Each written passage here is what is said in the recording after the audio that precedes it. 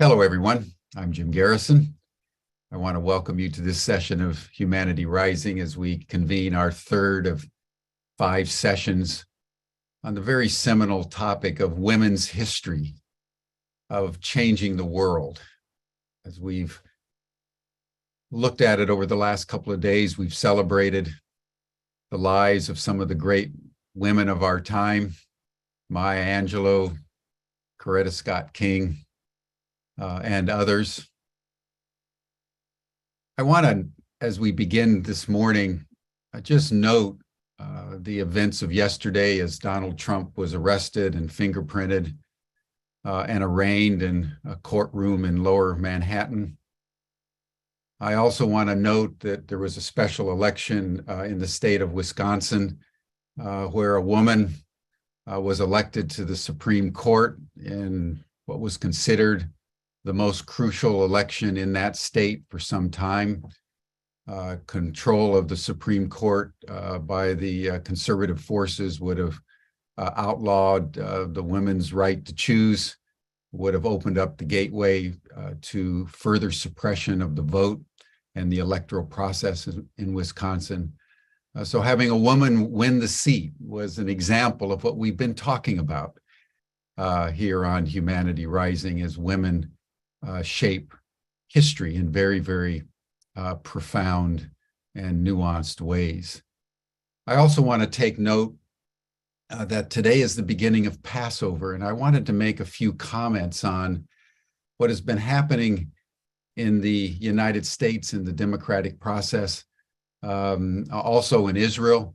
I read yesterday that it wasn't 10% of the population that had turned out to protest the authoritarian assault on democracy in that country, but 20%, which is really unprecedented, I think, in modern history, that level of the population would turn out for a manifestation to protect the political process and to give everyone a sense of what that means. If it was happen in the United States, 20% of the population would be 70 million people coming out on the streets to make a statement. Passover, if you think about it, is really the foundation of this notion that was, I think, expressed so concisely by Martin Luther King, where he said that the universe bends toward the arc of justice. And I think it's important to note that that's at the heart of what Passover means.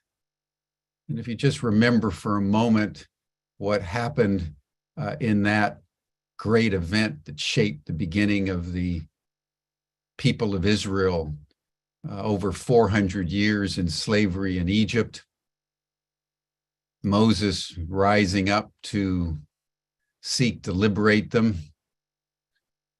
exiled from Egypt, wandered for 40 years, and then at the age of 80, after an experience with the burning bush, came back to Egypt. There was the 10 plagues. The last of the 10 plagues was the killing of the firstborn sons of the Egyptians, and the Israelites were told to take the blood of sacrificed sheep and spread it on their mantle, and the angel, seeing the blood on the doorpost, passed over those houses and spared those sons. And that's the origin of the term Passover. And a deep recognition on the part of Israel and its collective psyche that in and through the historical process, there's an intelligence that works through everything that we suffer toward an end that is ultimately redemptive. That's a very profound notion. You see it in the story of Joseph. Remember Joseph and his 11 brothers who were jealous of him. And when his father, Jacob, gave him a coat of many colors, their jealousy spilled over and they sought to kill him, threw him into a pit. And he was saved from the pit by a traveling slaver, actually, and taken down into Egypt and sold into the house of the grand viceroy of the Pharaoh, a man named Potiphar.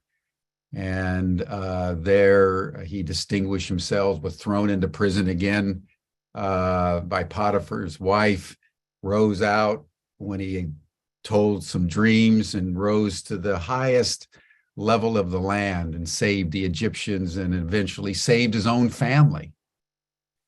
And when his brothers came to him and apologized for what they had done, he said something very profound and in the spirit of the Passover, that you meant it unto me for ill, but God meant it unto me for your redemption, to save many people alive this day. So, you know, in the United States, as we witness Donald Trump being arrested, we know that further indictments are coming. When we witnessed the small triumph in Wisconsin yesterday, I think we can start to feel that the arc of American history is beginning to bend toward justice. And after the assault that we have experienced as a people against our Constitution, with insurrection in our capital and an orchestrated campaign to suppress women and suppress the vote, it's also the case and worth commemorating on Passover that there are forces, there are people who stand up, like that woman did yesterday and ran for the Supreme Court, that really remind us of the nobility that resides in all of us if we stand tall for justice and equity and the goodwill of all sentient being.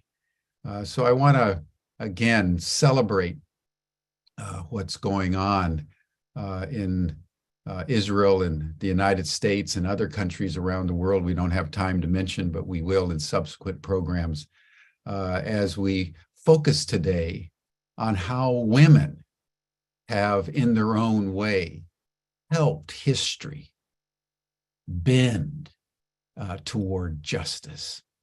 And as St. Paul said in the book of Romans, in that spirit, that the entire creation groans with humanity, yearning for our redemption. And the people that participate in that are the real heroes of time and heroes of our historical unfolding. So happy Passover, everyone. And it's good at this time to celebrate the revitalization of democracy, which needs to be protected every day, every generation, for children yet unborn. Let us pause in this spirit, as we always do as we begin Humanity Rising, to breathe together consciously and coherently as we seek to deepen our internal coherence in a world of escalating chaos. For those of you who are new, in a moment, you'll hear the sound of a bell. When you hear the bell, just breathe in for about 5.5 seconds. You'll hear another bell, breathe out for about 5.5 seconds. We'll take 10 breaths together, and then we'll begin our program. Thank you, everyone. Welcome to Humanity Rising.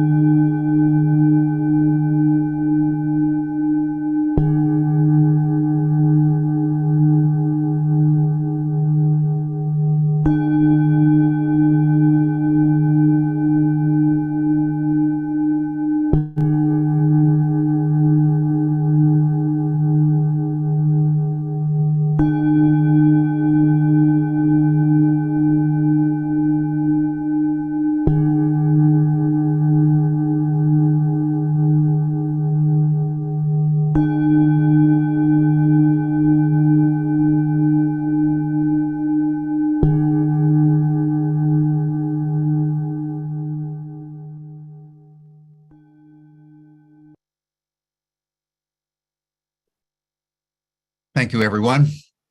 It's always good to breathe together.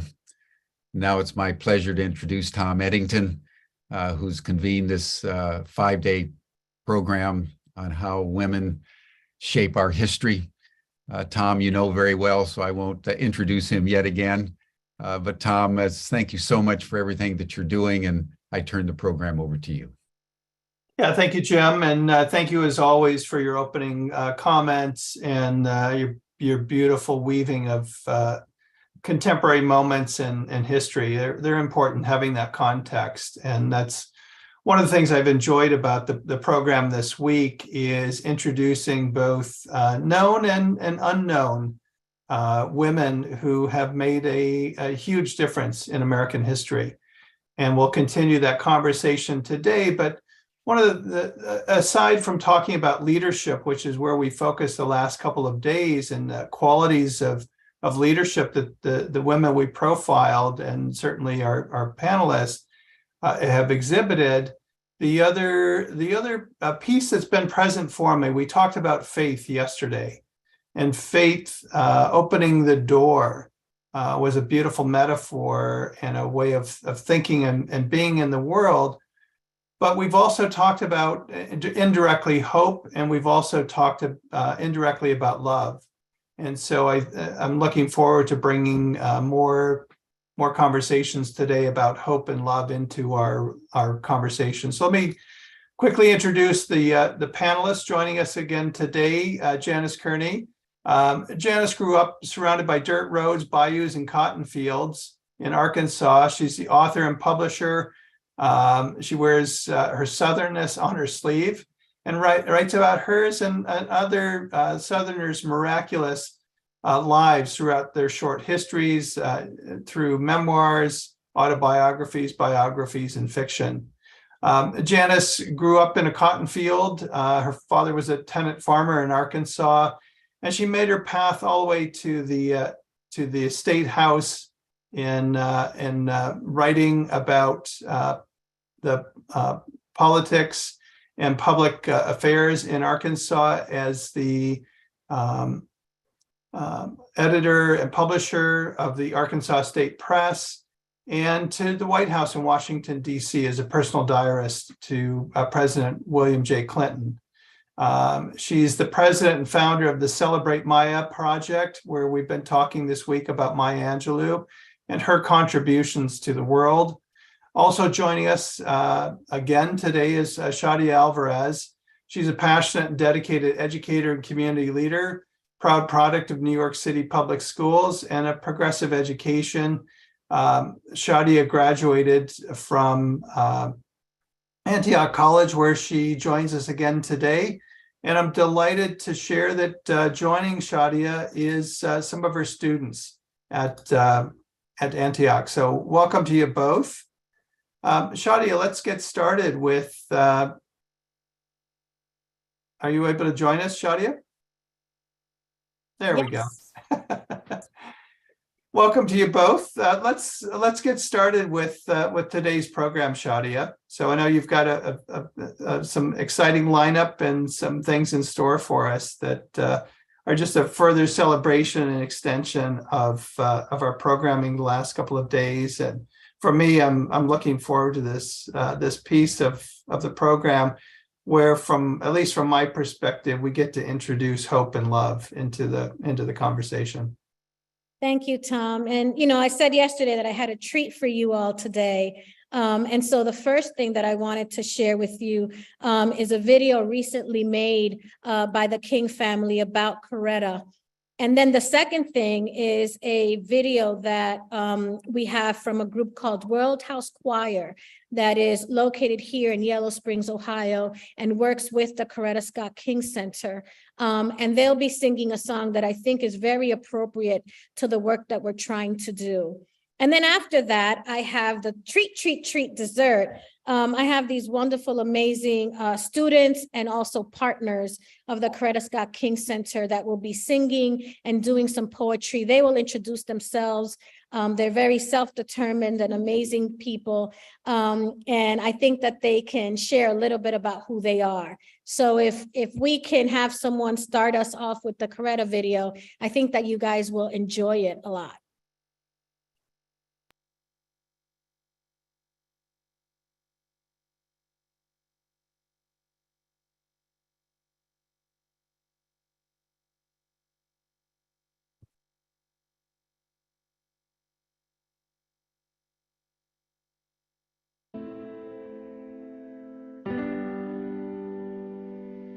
The nonviolent movement for social change must be properly interpreted, as well as developing programs that will deal with the issues of today. Dear Coretta. Dear Coretta. Dear phenomenal woman. Dear mother, I can still hear your voice lifted in song. I can still see the warmth in your eyes and feel the gentle wisdom of your words. You had a vision of the future that felt impossible to so many. But your faith, fortitude, and integrity laid the groundwork for it to become a reality. Thank you, Mrs. Coretta. For creating, for singing, for leading, for being. Heal the wounded soul. There is a God. You didn't just teach it, you lived it. You told your own story in your own words. When others spoke over you, you let your actions be a guide for those who chose to see.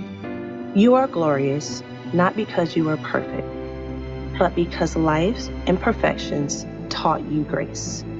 Sharpen your compassion and your passions. At this point, I feel even stronger, and I want you to know that you have my utmost support. You stared down hate, stood firm in your beliefs, Protected the small, prepared a place for those who were oppressed. You showed us that resistance is a discipline, integrity is a practice in empathy, and courage can be cultivated by each and every one of us. When people decide to be free and they are united together in that effort, nothing can stop them. You weathered storms, rebuilt from charred embers, conquered fear, and laughed a lot. you told us that we could be anything and that our circumstances didn't define our greatness. Most of all, you taught us that our dreams matter. Dear Coretta. Dear Coretta. Thank you. Thank you. Thank you. Thank you.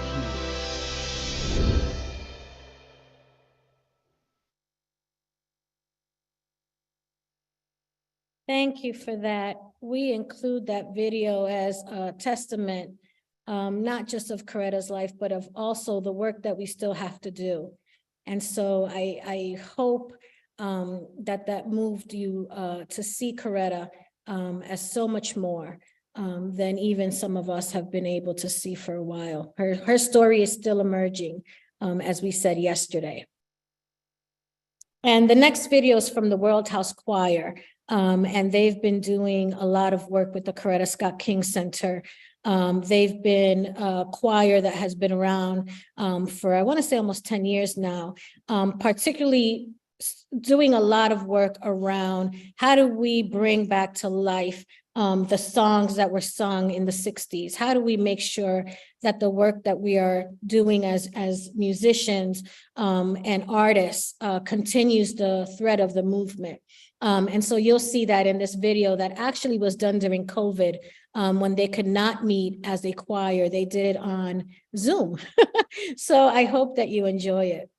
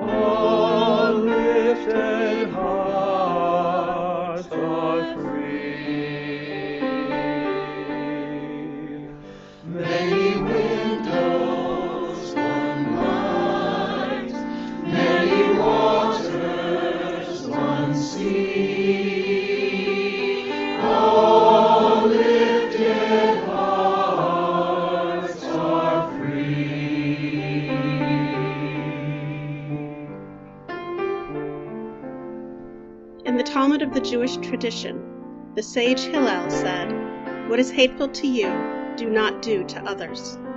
This is the whole of the law. All the rest is commentary.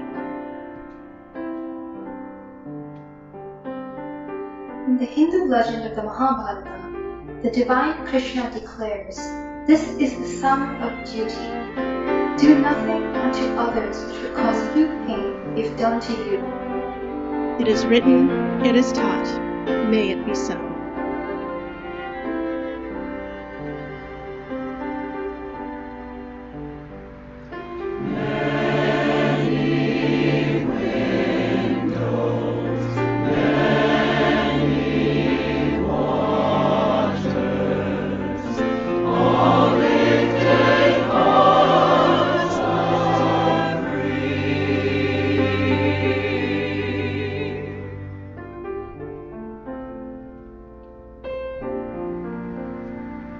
In the Gospel of Matthew and the Christian scriptures, the Messiah Jesus says, "Whatever you wish that others would do to you, do so to them." In the Buddhist text of the Udana Varga, the student is urged, "Hurt not others in ways that you yourself find hurtful." It is written, it is taught, may it be so.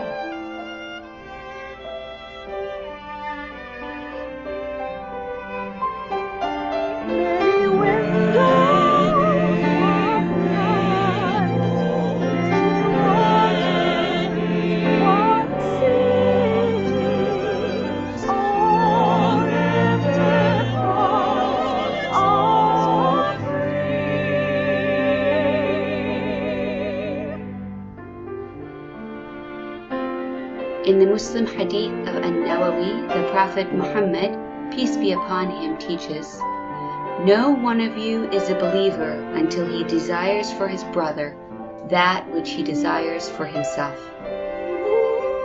Baha'u'llah, prophet and founder of the Baha'i faith, wrote, "And if thine eyes be turned towards justice, choose thou for thy neighbor that which thou choosest for thyself."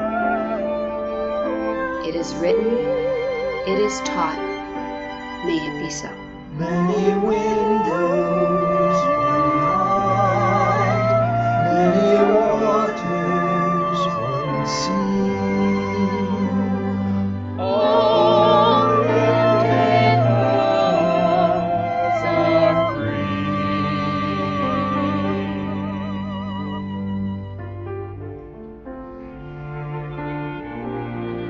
Ogala Lakota spiritual leaders, Black Elf wrote, "All things are our relatives. What we do to everything, we do to ourselves." As a Sikh, I believe I am a stranger to no one and no one is a stranger to me. Indeed, I am a friend of all. It is written, it is taught, may it be so.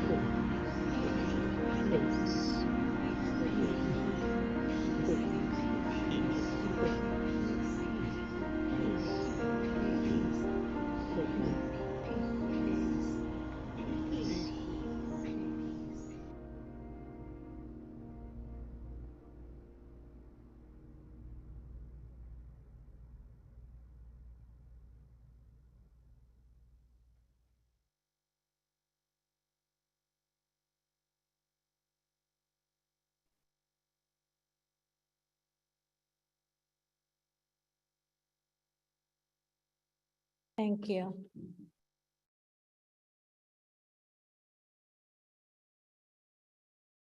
We're not on mute. Anyway, well, thank you for listening to that and for feeling it. As I can see in the chat, people really let it enter their spirit. Next up, I have CJ, who will introduce themselves and share a little bit about who they are and sing some beautiful songs. Thank you, Shadi. Hello, my name is CJ McGilvery. I'm a fourth year here at Antioch College, pursuing my degree in International Political Economy and Business Studies. The song I'm going to share with you today is called I Am Woman by Emily Lomeli. And I feel that this song embodies many of the women that we've been talking about, not just Coretta, and will continue to embody women changing history as we move into the future. Thank you. I am woman, I am fearless, I am wonderful, divine. I'm unbeatable, I'm creative, honey. You can get in line. I am feminine, I am masculine, I am anything I want. I can teach you, I can love you if you got it going on. If you got it, got it. If you got it going on. I am classy, I am modern, I live by my own design. I am cherry, I am lemon, I'm the sweetest kid in Perry. I'm electric, I am bass, I am the beat of my own drum. I can make your goosebumps raise with the tracing of my thumb. Only love can get inside me. I move it in my own timing. Voice of the future, speak to me kindly. I feel what I want and somehow it finds me. Somehow it finds me. 'Cause I am woman, I am fearless, I'm amazing, I'm divine, I'm unbeatable, I'm creative, honey, you can get in line. I am feminine, I am masculine, I am anything I want. I can teach you, I can love you if you got it going on. Thank you.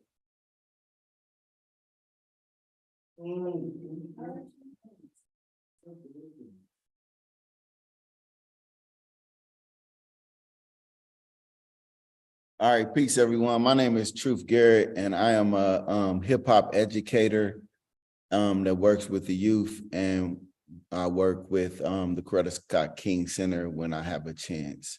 My poem today I'm sharing with you is called Self-Definition. All right.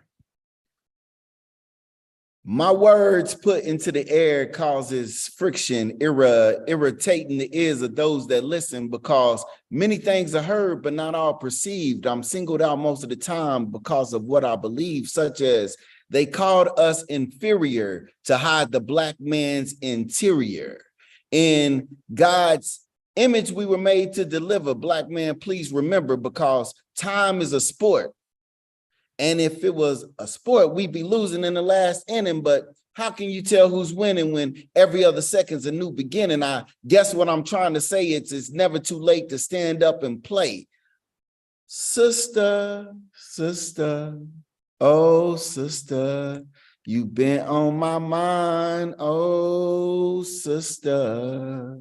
They say that we love you just for your behind all those lies, you find the truth. I personally love you for your mind, because inside you find the roots to all civilization. I guess I'll just be patient, because soon we will see that's where your beauty be. Black man, we must make, not take. That's the only way we will own it. Sisters, we must become educated in self so that our children will know it. Through you, the word is made flesh. Through us, the truth is seen best. We came all this way to be our true definition, to become the eyes through which God has vision. Be quiet, listen, know your mission. Peace.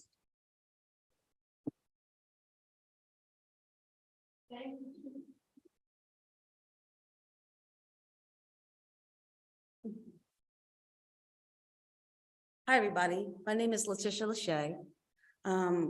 Before I continue, I am a published poet. I am a poetry teacher for a nonprofit called Writers in Residence, based out of Cleveland, and we're all over Ohio. And we go in and we teach arts to kids in juvenile detention centers. But our real focus is on when these kids get out. And we're shifting that focus on how do we get to them before the system does. So that's really cool. And then also we're part of I'm part of the NAACP, me and my daughter, and we're currently fighting for a bill called, that we got introduced as a bill called House Bill 30. And it's to get women in Ohio, at least on a state level, in Ohio, in jails and prisons, free feminine hygiene products, on top of like being allowed to shower on the weekends, because a lot of people don't know that's not a thing. Or like not having to share the sink while you have to drink water, brush your teeth, and wash your underwear, with the fear of your bunkie being like having Hep C. It's a lot of things that people don't think about, because what America does, just like its problems, they like to lock them away and forget about it. So we need all the support. So anybody who's listening and watching, please, please, please look it up. House Bill 30 is led by our chair, this amazing, incredible woman, this Black woman named Kaylin Tiggs. And we don't know when we're going. They can literally email us tomorrow and say, we're going to testify. So like get the letter of support out as quickly as possible. So with that being said, hi, I'm gonna do two poems. One of them is called Say It.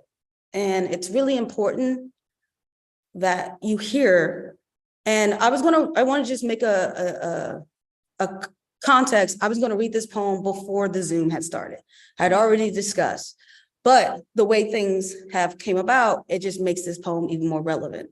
Because at the end of the day, people, non-Black people, and I mean, because there's anti-Blackness in every community, have to do the unpacking. And it simply comes from, well, you'll see what I mean. I'm going to stand up for this. This is usually an interactive poem, but since this is a Zoom and I can't hear everybody, which is fine, we're going to skip that part. Still going to be good. Raise your hand if you can hear me correctly. You can hear me. Perfect. It's called Say It. Black names. Uncivilized, unrecognizable. Savage. Hard to spell, harder to pronounce. Black names will get you denied a job, a home, or a rental application. It is synonymous with thug, hoodrat, hoodlum, thoughts. See, the thing about Black names, like everything else, was born out of trauma. Black names were created out of safety, out of code. Black names were created so when enslaved mothers' children were sold off into a different plantation and they used unique names. So if you came across Aisha or Letitia or Trevante or Taekwon, you knew that that was your son or daughter. Imagine. Having your mother's tongue ripped from her mouth, forcing to create something new, mixed with whatever was left that wasn't stolen from her to create something so beautiful. Black names are just another way of saying lost and found. Black names, they would even take their master's last name, so when the free enslaved people were no longer slaves, they could find their own families because they have the same name that they came off the plantation. Imagine walking around with last names that have been forced upon you that you never accepted. Oh, wait. Black people do it every day in America. I get it. Why Cassius Clay said, Muhammad Ali said, don't call me by my slave name. Black names, born out of trauma or not traumatized. Black names sit upon our heads like crowns from the lost kings and queens stolen from us. Black names demand you to do your best. Black names causes you to use your brain. Black names forces you to speak a language that you were fortunate enough to have the privilege of never learning. Black names forces you to call out your ignorance, your own internalized white supremacy, your own self-hatred, your own colorism. See, Black names tell you to sit upright. Black names say speak when spoken to. Black names are traditions passed down from my ancestors, if that's what you want to call them, because I am 3 generations free. Black names say you will remember me. Black names say I am one of a kind. Black names say I am someone. Black names say promise you won't forget me. Black names might say my name correctly. My name is Letitia Lachey, and I don't know who the fuck Ellis is. See, my name is so Black that when you say it, my ancestors let you know they're paying attention. My name's so Black that you smell collard greens and cornbread and fried chicken and sweet potato pie. My name is so Black that the sound of it starts a line dance of the cha-cha slide at a cookout. See, my sister's names is Latoya and LaShawn, and we're in every hood movie, seen as the princesses of the ghetto, Latoya, Letitia, and Sean. But see, my mother, Benita, knew what she was doing. See, my mother refused to make our names easy to swallow. Murder names choke you if you were not careful. My mom looked at her brown-skinned little girl and knew she would grow up to be a beautiful Black woman and named me accordingly. My name is a mouthful. My name looks you in the mouth and expects your tongue to do the goddamn work. My name is thick like my ass in these dress pants. My name transforms you into a hero, announcing each syllable in my name. If you do not know what that is, look it up. Google is free. I will not be explaining it. Letitia, my name gets stuck in the back of women's throats behind closed doors or OnlyFans. Not saying I have one, but that is my prerogative. My name looks good next to anything and anyone because doesn't everything look good in Black? See, if I ever have another child, regardless of the color of Lupita or Doja Cat, their name will be so Black that it will drip melanin. The name will be so Black that when you speak it, you'll look over your shoulders to see the ancestors are watching you. Their name will be so Black that you will start singing old Southern Baptist hymns. So Black that the moment it gives you the permission and privilege to even be acknowledged by your mouth. So Black that your own hair will defy gravity. See, so Black that if my baby dies in the hands of a white person, they will say her name on TV and they will struggle, but I will be there every time to correct them. And they will say my baby's name and they will say it correctly. And if I die, make sure they put, and And if something happens to me, make sure they say my name correctly. It is L-A-T-I-S-H-A. It is L-A-T-I-S-H-A. Make sure they respect traditions and pride that come with it. Black names will no longer be digestible for white people. No longer will we sacrifice our power and name our children kryptonite. No longer will we make it easier for white people to say our names in social activities. No, see, my child will have the name of a CEO or the name of a Fortune 500 company or the name of Supreme Court Justice because her parents saw greatness and did not water her name down for the sake of it because whiteness is not the standard of class. My baby's name will have white people trembling at their feet as they swear her in. They will grimace whenever it's time to say their name because they know their whiteness and dicks will never carry as much power as her name does. They will sit there and they will be scolded whenever she corrects them because trust me, my baby will correct them. My baby's name will not be made small to fit better in white spaces. My name is Letitia, not Tisha, not Tisha, not Letitia. It will no longer be shortened. I will no longer shorten myself to make your teeth feel tall. No longer will we dilute our names to make them more palatable for white noise. You will say it and you will put respect on it because Black names are beautiful. Black names are colorful. Black names are strong. Black names are elegant. Black names are soft. Black names are peaceful. Black names increase volume. Black names are powerful. Black names are entrepreneurs and moguls and Supreme Court justice. Black names are homes to relatives we'll never see walk through the door. Black names are a way to say that we will never stop persevering, that we will always find our way to each other, that we will always find our way home. My name is Letitia Lachey. Now sit up straight. And there's that one. It's so much better when I'm doing it with like the crowd. So like my brain was trying to figure out how to do the poem with you guys. So sorry if I messed up. Okay. Okay. So this poem is called Tell Me. Oh, I'm gonna sit down for this one. Tell me how I'm wrong. Tell me how I'm wrong so I can say sorry and we can be happy again. Tell me how I'm wrong so I can watch my mental spine break vertebrae by vertebrae. Fix me. Fix me so I don't mess up again. So I don't become the problem you deliberately created but wanted to avoid. Fix me because I clearly need fixing, even though I meant to fix you. I mean, change you. I mean, save you. I mean, clearly the problem is me. Fix me to perfection. Like with all the fixings as a Thanksgiving dinner, come fix me like a mechanic coming to fix their car. Break me. Break me down into a gazillion pieces and tell me how you never thought you would end up with someone so broken. Shatter me and then use your swift, cool, tangible words to help me see the problem. I don't know the problem, so you hold a mirror to my face and tell me I need to find the solution. Oh, you're my solution.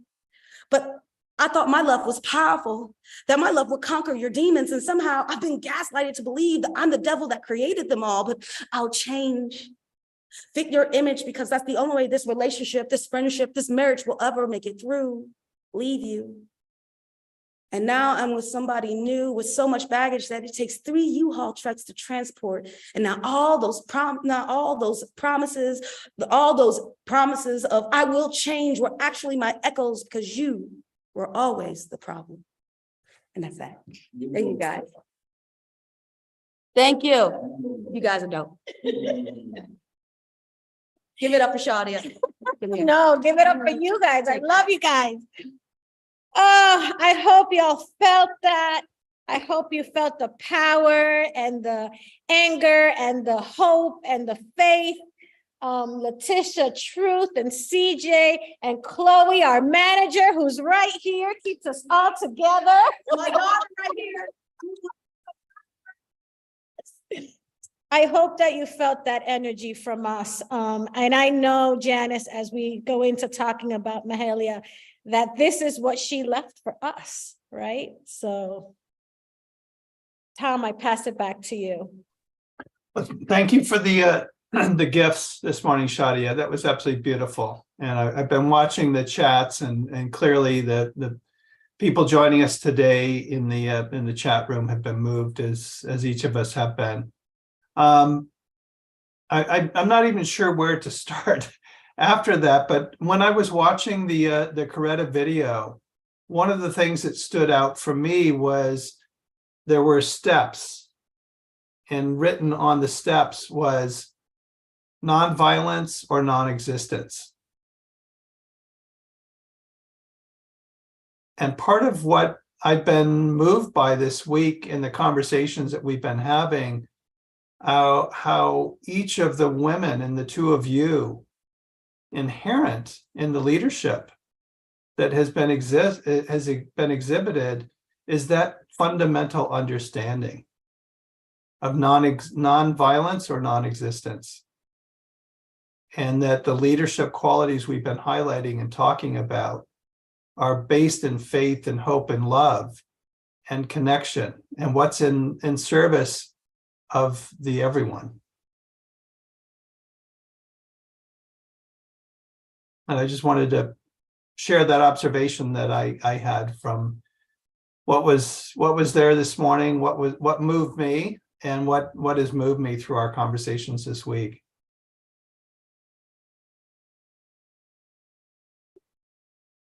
And Janis, Shadia, would love to hear your thoughts on our time together this week and what's there for you. I'll jump in. Shadia, thank you for this morning. Just so moving, just so thought-provoking. You know how much I love that song and that presentation. It just means so much to me. But the young people, wow, gives me so much hope. Because I love it that they speak their truths. And the truths are not always what we want to hear, but it's what we need to hear.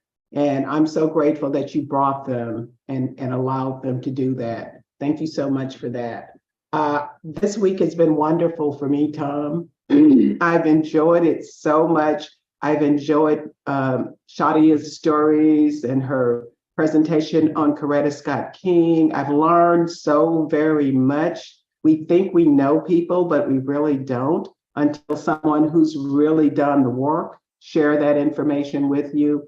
And this is just, it's filled me up with a feeling of hope and going back and wondering, what else do I need to do? There's still so much work to do. So what do I need to do?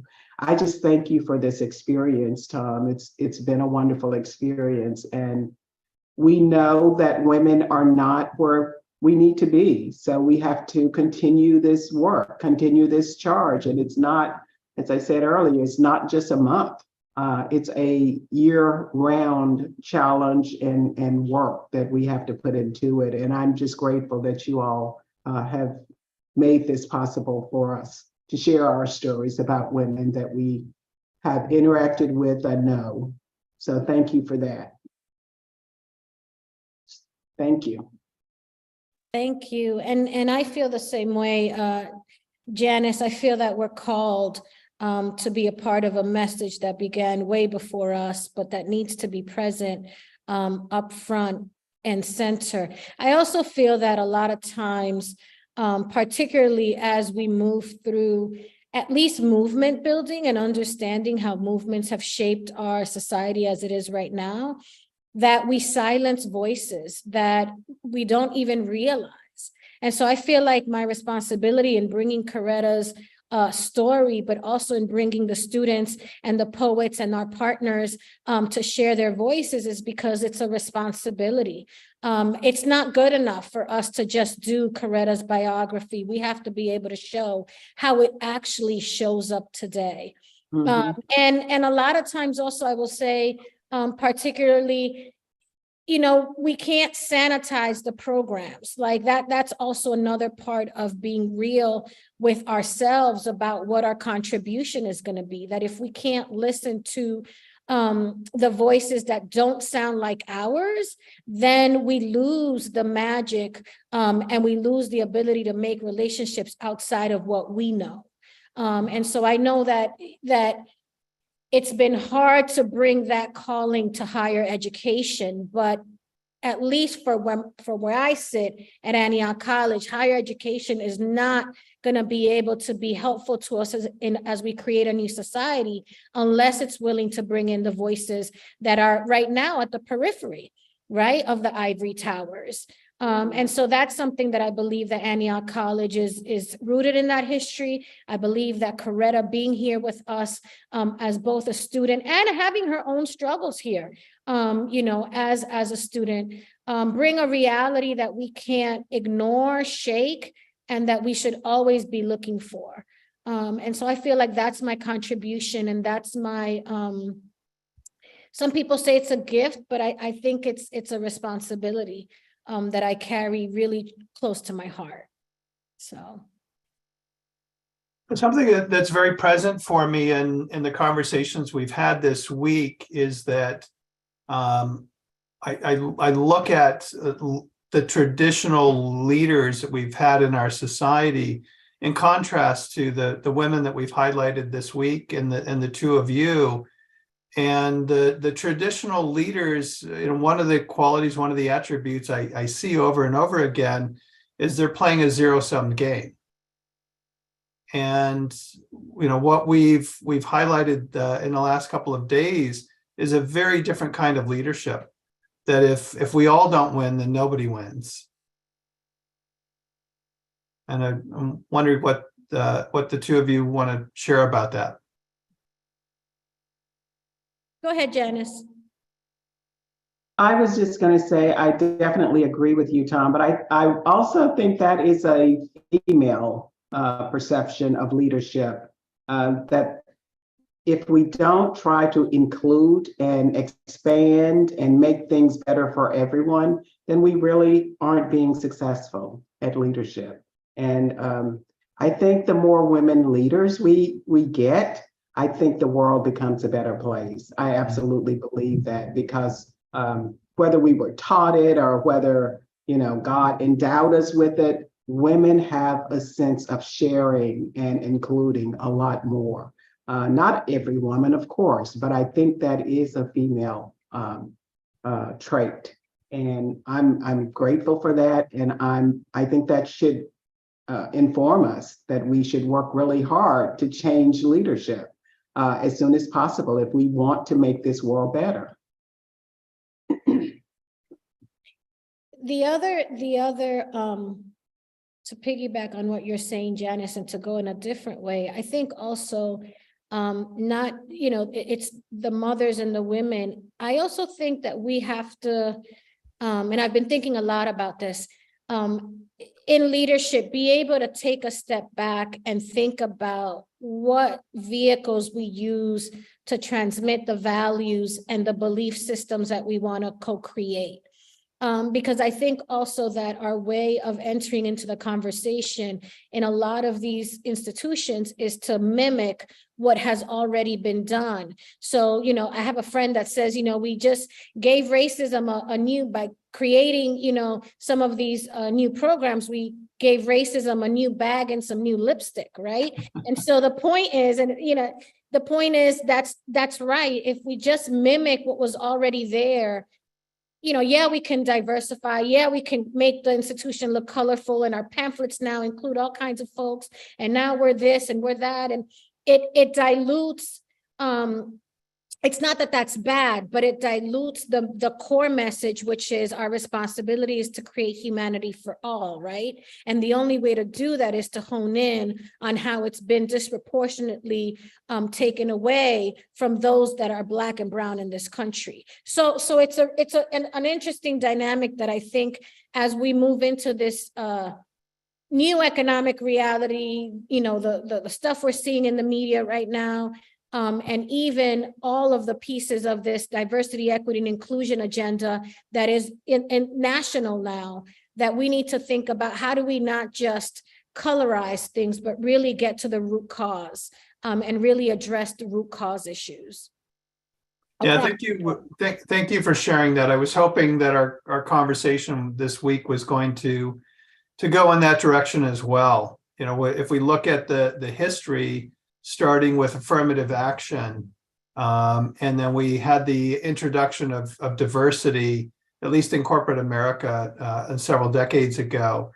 And then eventually there was starting to have conversations around inclusion and equity. And we finally reached this point of talking about belonging.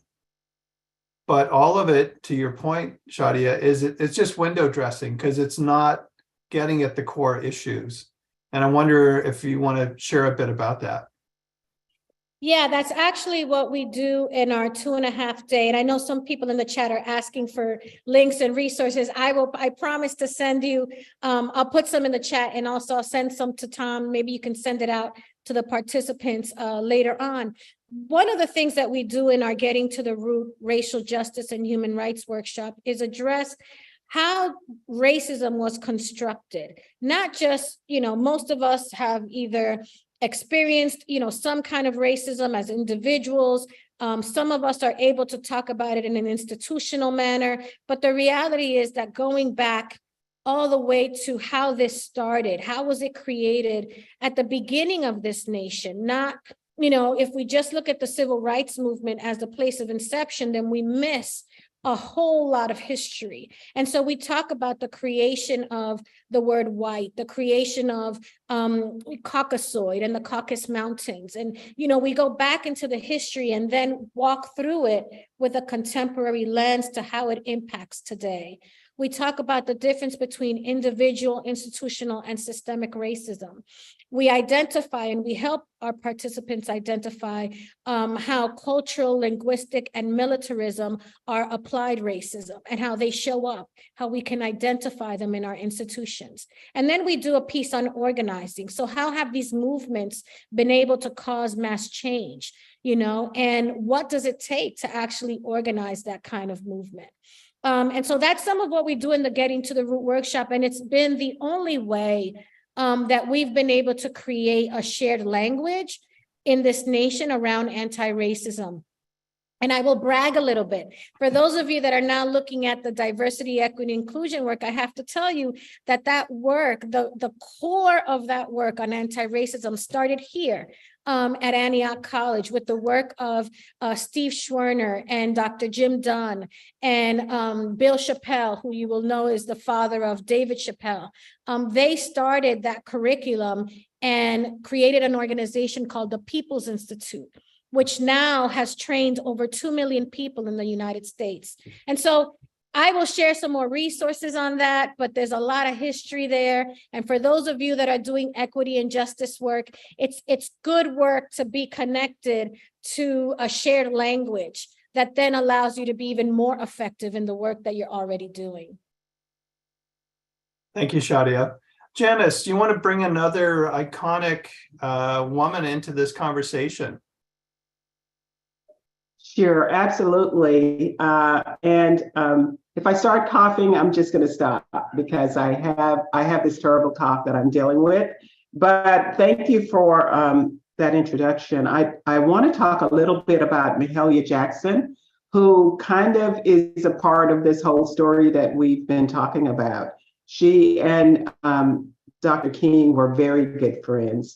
She met him at a National Baptist convention, and she was taken with him immediately. He was charming, and he knew he was on a mission, and he let her know that. And he told her that he needed her. And she was more, Mahalia was a woman who kind of knew her role. She had been given roles all her life, and she just stayed in her lane. She knew she was a gospel singer. She knew that her whole life was built around entertaining. She was a woman of faith. We've talked about faith. She had deep, deep faith.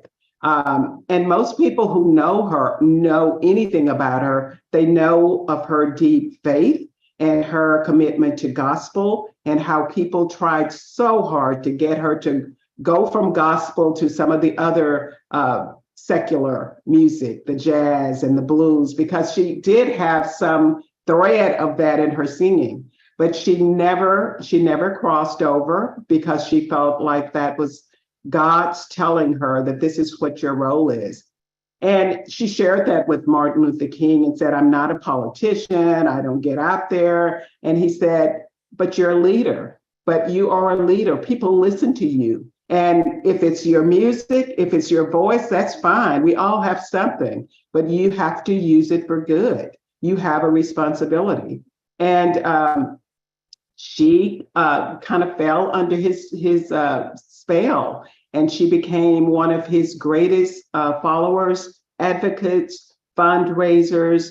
He would ask her to go and sing or raise funds, and she would go. They just became very close. He would come to Chicago, where she lived, and spend time there, bring his entourage with him. Mahalia would cook her jambalaya and New Orleans fare for him.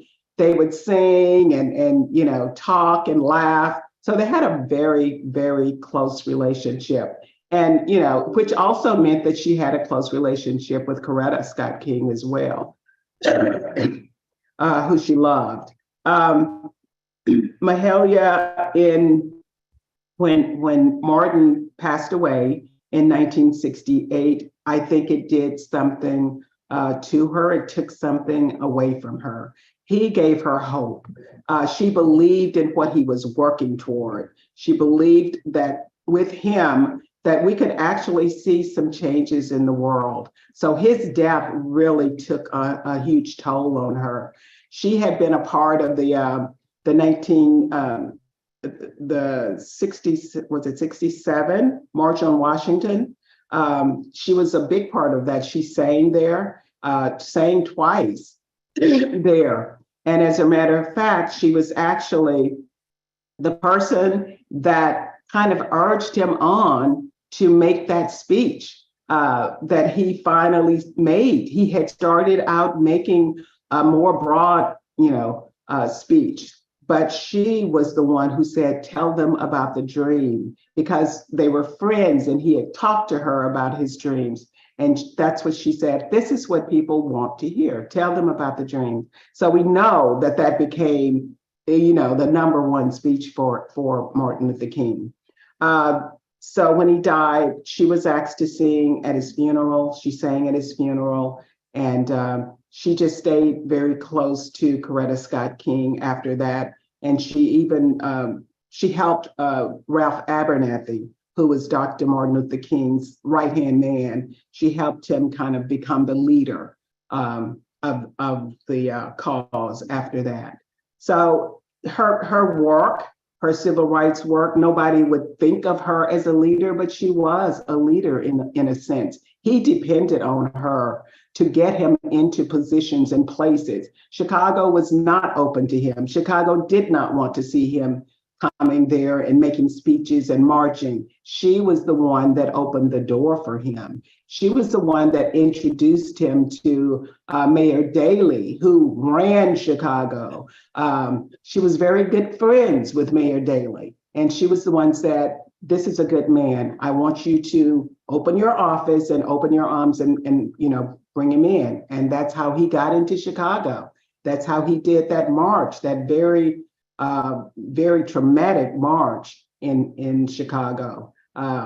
So yes, she played a huge role in his life, and she was a leader in a great sense. Well, one of the things that's interesting for me is, being the extraordinary leader that she was, she's unknown to so many people, like Daisy Absolutely Bates. True. Absolutely true. And there is no question in my mind that part of it is the fact that she was a woman. Both of these are women. Both of these are part of a culture, both Black and white, that does not credit women the way that they should. And, Mahalia Jackson never believed that she was someone that people should pay attention to, except for her music, except for her voice. So she didn't demand, anything from anyone, and she didn't get it. We don't remember her after the music stopped. We don't remember her, unfortunately, but she played a very important role in the civil rights struggle. Well, given the deep research you've done on her and the writing you've done, in contrast to Maya, what was it about Maya that was different, that allowed her, guided her, helped her to be willing to be out there in a bigger way? I think there were two different personalities. I think Maya Angelou definitely believed that she was she believed in her greatness, and that started early. I'm not sure where that came from. It may have come from her grandmother, who was a leader in the community in Stamps, Arkansas, and she talks about her a lot. It may have come from the teacher who encouraged her to become more, to read, to learn. Maybe it was just something inside of her from the beginning, but she always, from the beginning, thought that she could and that she was. Mahalia Jackson did not grow up like that. She had a very hard childhood. She had some deformities in her legs. There was a colorism thing going on because she was a very dark woman. So there was a lot of things that would keep her from thinking, that she was all that, as they say. But they both had great gifts. And thank God, Mahalia was able to use those, and the world was able to appreciate those, at least her voice and her music.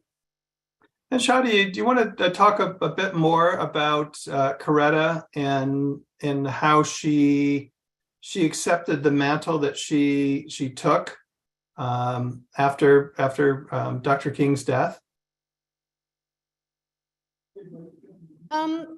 Yes, but I think there's also another piece that I wanted to include, which was, I think both the accepting of the mantle, but also, yesterday we talked a little bit about sisterhood and just how important for her sisterhood was. So I wanted to read a little bit about how she experienced the death of Martin and how sisterhood showed up for her. And so I'll just go ahead and read. Dr. King was killed on my birthday. This is Maya Angelou speaking, by the way. Dr. King was killed on my birthday, April 4th, 1968. I was devastated. Coretta and I grieved together, literally falling into each other's arms, and we remained that close the rest of her life. Coretta would come and stay with me occasionally at my home in Winston-Salem, North Carolina. Once I shared a book with her that was written about sisters. I have a sister and a brother that are blood relatives, but my chosen sister is Maya, who makes me laugh. She also used to say that Martin told her she didn't laugh enough and that she should go be around Maya.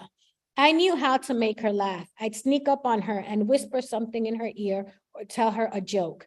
I couldn't enjoy myself better than to catch her off guard. She would do her best to control herself, but she'd laugh. She was very kind too, and that was a quality I claimed for myself. At least I mean to be. We liked each other very much. Coretta was always looked perfect, put together. I was always trying to catch my breath. Coretta was kind to those people around her, even when they did not deserve it. People who were uneducated or unlucky, unloved, she took extra time to be around. She was serious about trying to be a good Christian. I mean, acting it, living it, showing it, sharing it. I will never stop missing her. Coretta is more relevant today than ever. The fact that she married, then lost the great love of her life, one of the most charismatic human beings in the world, a man who adored her and was able to keep going after that and move us all still today to a higher level. That is a courageous leader.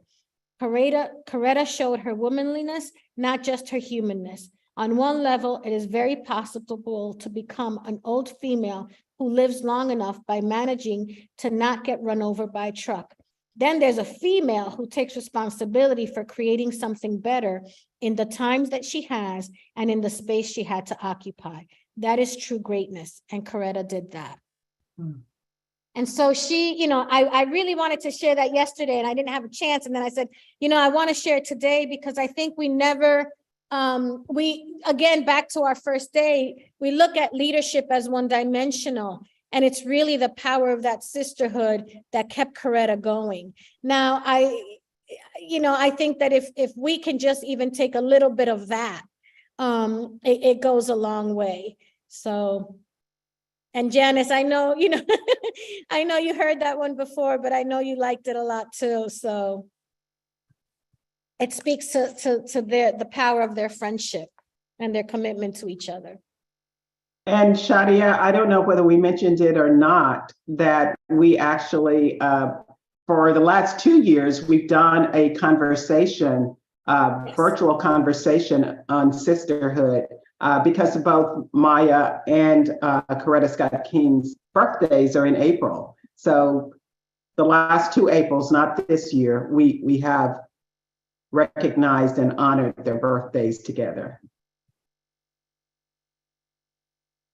Well, thanks for sharing that, Shadia, and I appreciate the dimensionality of who Coretta was, at least what you've been able to share with us, and how she was able to keep moving and why she kept moving after Dr. King's death.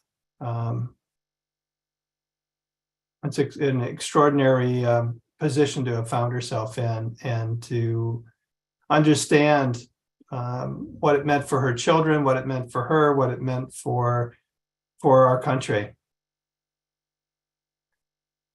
Well, Jim, I wanted to invite you back into the conversation as we finish off day 3 of this week, celebrating the contributions of women to history. Thank you. Marvelous stories, both of you. It just, it's so inspiring to get into kind of nooks and crannies of the lives of these great personalities. And, you know, to know, as you were just pointing out, Shadia, that Maya Angelou and Coretta became close friends and, you know, fell into each other's arms when they heard the news, and you know, laughed together, and you know, the story of Mahalia and everything that she went through. I hadn't taken in that she had a deformity in one of her legs. Early in childhood, yes. Yeah, you know, it's not enough sort of being Black in a white culture. They need to be handicapped in some way was an additional challenge, and yet to rise to the heights that she, and actually I had the privilege of going to a concert of hers when I was a little boy, and being astonished that a being like that existed. You know, there's singing, and then there's people like Mahalia Jackson that, you know, just personifies music in such a powerful, passionate way. But you know, I'd like to go back, Janis, to something you were saying about women as opposed to men. And I would love both of you to just comment. You know, here we're doing the program on how women have shaped history with a particular charism in a particular way, to get how both of you actually understand the differences between men and women, and what qualities in your experience do women uniquely have that, when they are empowered, can shape history in a particular way. I know it's an issue and a domain that's fraught with controversy and deep mystery, actually, but just wanted to raise it since you had made that comment, Janis, on how both of you, if you had to distill down the essential qualities that women bring, what would they be? Just off the top of my head, I would say caring, looking at the bigger picture, which, you know, we're not always told to do. We're told to focus, you know, target something, and you just shoot your target at that. Women try to include. Women are just more empathetic about others. And I'm not saying we don't need what, you know, males offer, because we do need that. And I think what we are going to be working toward in the future is, how do we incorporate both of our strengths, the women's strength and the male strength, to make this world better. Because our softness, what you know, many people see as softness, is also a strength, because it allows us to care, it allows us to reach out. it allows us to see things on both sides rather than just focus on one thing. So I really think there is going to have to be a coming together of the strengths between women and men. I grew up with a lot of boys, a lot of brothers. And one of the things I always griped about was how boys had so much more freedom than we did, had less restrictions. It was kind of expected that boys would get out and take risks and they would do things on their own, become independent, when girls were expected to be just the opposite, kind of stay home and do the work at home and become homemakers and things like that. So I think that has been a part of the American culture that we just have to really unpack and work against, and try to work toward strengthening each of the good parts, the positives from each of us. And just as a follow-up question, where do you think these differences arise from? Is it the kind of the cultural way that women and men are conditioned? Do you see it as more a kind of ontological, that there's something inherent in women that would produce these distinctions? How do you understand that? I really do think a lot of it is environmental. I think cultural and environmental. I mean, everything we read, everything we saw on television had the male acting in a certain way and women acting in another way.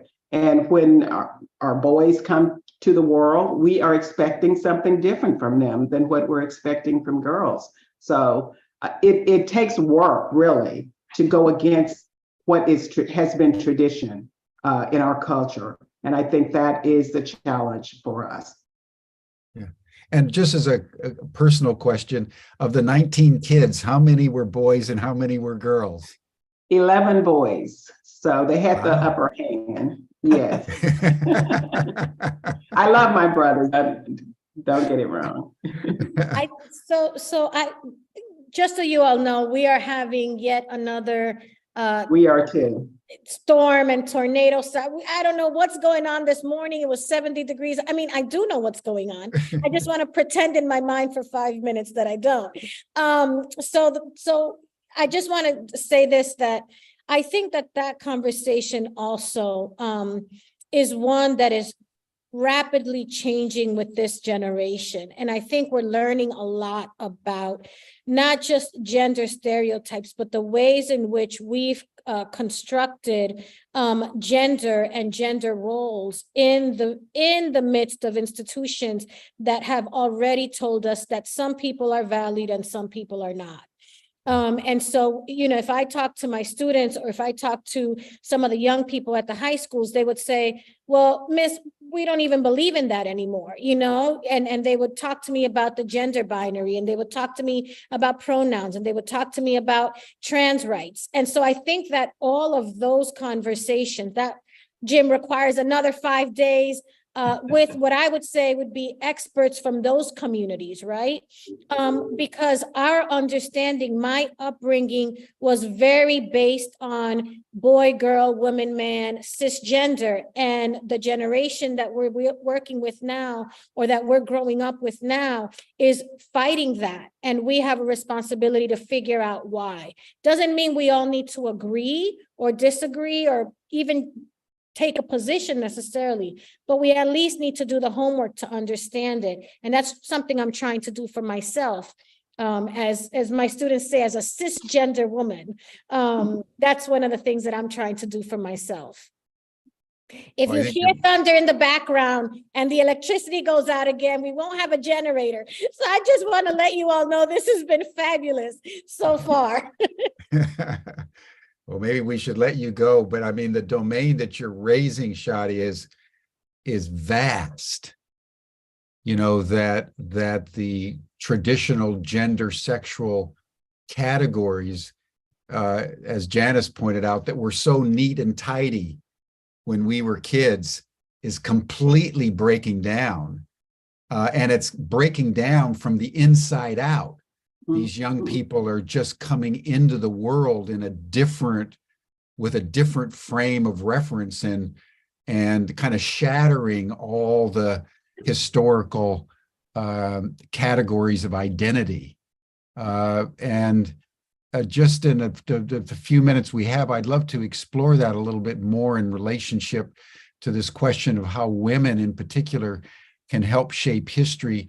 And because Shadia, you're teaching kids, young people as a profession, day in and day out. Just tell us more how the boys and the girls and the young men and young women, how are their values and sense of identity shifting as the genders become fluid? Well, I don't know that I can answer all of that question, because that's a huge question. And I think it requires a lot of looking at also what has been the construction, where did we, how did sexism become an issue? We could just go back all the way in history to talking about land ownership and the rights of women, white women specifically with white married, when they were married with landowners. I mean, there's just so much, Jim. We need another 5 days. But I will say this, that we would be remiss to not listen to what our young people are saying. Every movement, at least in this country, has been led by young people who are not willing to allow those of us, and I call myself an adult now, right? To not allow those of us that are adults to become so positionally entrenched in these institutions that we could not see what faith could afford. And so we have to find ways, and someone put urgently, we have to find ways to listen to those voices, to ask those questions, Jim. I don't know if you hear the thunder in the background, but I'm scared I'm going to lose you, so I'll speak really fast.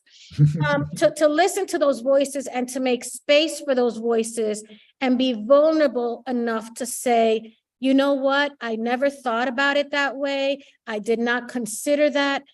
I need to know more. And then to go back and do our own homework, right? Because the other part about this conversation is that they are taking us farther than we could be doing on our own. Institutions, governments are not going to break this cycle of oppression. People are. Young people leading the way, young people of color leading the way. And so for me, that is crucial. It doesn't answer the question about the gender binary, but we have good friends we could connect you with that can help us work through that conversation. But it is one that right now requires us to do a lot of deep listening. And that's, what I could share. I'm going to lose you all.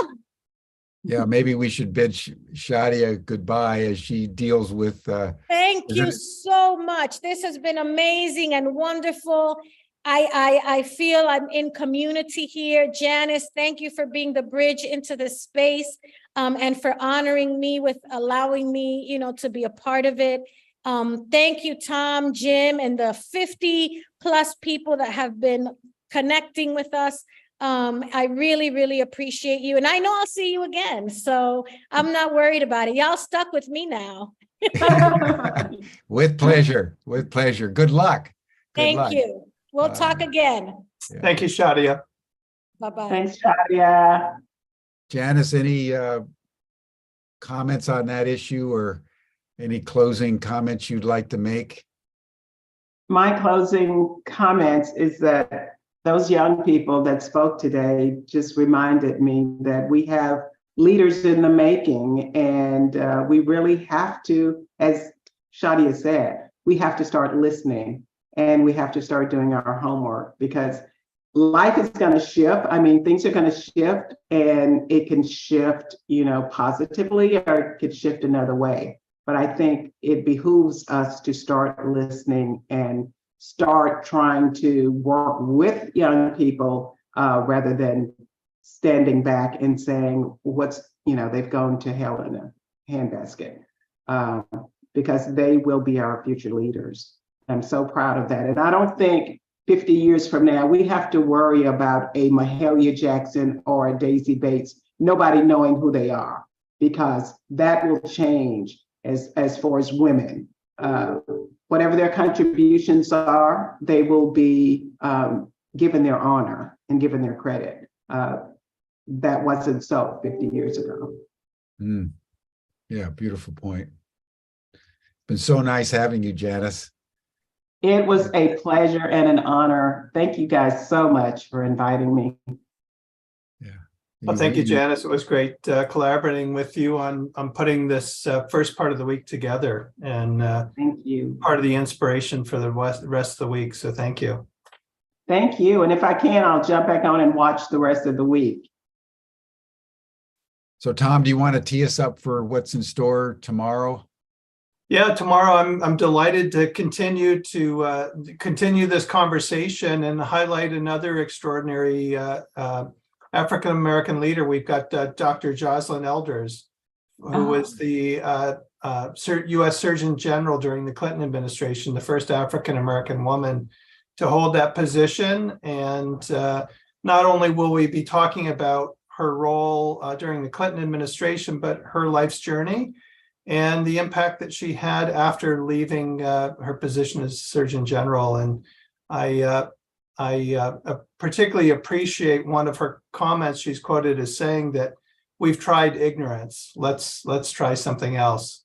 And it's something we've continued to deal with in our culture and in our society, that we're quick to embrace ignorance. And so, shining a light on the women this week is a way to expand beyond our beliefs, our knowledge, our understanding of what it means to be a leader, and how, in particular, African-American women have helped write and shape our history. It's a great line, Tom. We've tried ignorance. Let's try something else. I love it. I love it. She's also an Arkansan. She's from Arkansas. My state. Okay, everyone. Thank you so much, Tom, Janis, Shadia.